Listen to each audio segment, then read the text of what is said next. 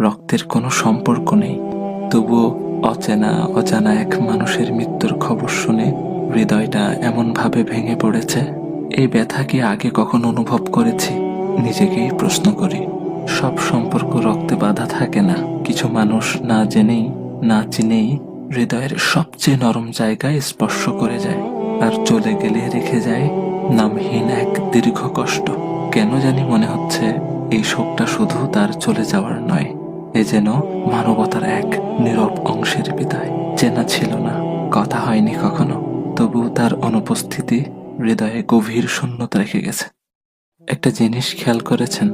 আমার ভাই ওসমান হাদিকে গুলি করা হলো জুমার নামাজের পর, আর তিনি তার রবের ডাকে সাড়া দিয়ে চলে গেলেন জুমার রাতে। আহ, কত সৌভাগ্যের মৃত্যু!